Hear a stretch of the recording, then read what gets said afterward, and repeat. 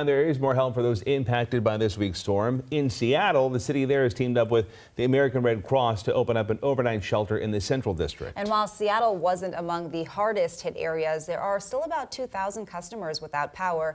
King 5's Jim Nelson is live at the Garfield Community Center, where those doors opened earlier this night.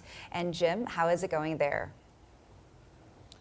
Well, so far, Jessica, relatively slow to get in. I know one of the things the Red Cross had talked about was wanting to make sure they got the word out because this came together really quickly. So they don't know exactly how many people to expect, but regardless, they say they'll be ready to help. The Red Cross mobilizing. We have cots in there. Disaster relief volunteers extending a helping hand.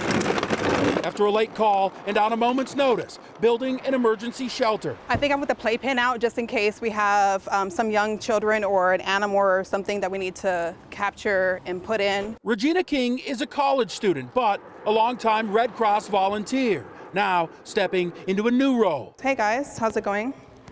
Great. So here's a plan. King is now a site manager. This is where I'm supposed to be. And it's just very fulfilling to be able to step up in a time of need. The Red Cross teaming up with the city of Seattle to provide those impacted by power outages with the necessities they've been missing. Seeing others that may need assistance, and even if they're far away, we have that connection where a natural disaster can hit anywhere, right? It can hit in King County at any time. The Garfield Community Center, one of the few, if not only, overnight shelters to open since Tuesday's storm. Services will include showers, cots, and meals. I just love being a part of a team that we can provide these services to our community, and I'm a part of the community, and so it's just really special to be able to step up in a time of need. It may not be home, but there is warmth and power, and even among strangers, a sense of community. I hope that knowing that Red Cross is available when these things happen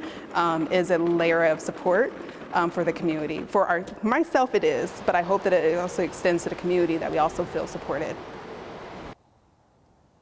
So no word on exactly how long the shelter will be open. Again, they're prepared to take on overnight guests tonight. For what it's worth, Seattle City Light says it expects most of its outages to be restored sometime tomorrow. We'll see how that plays into the hours here at the shelter.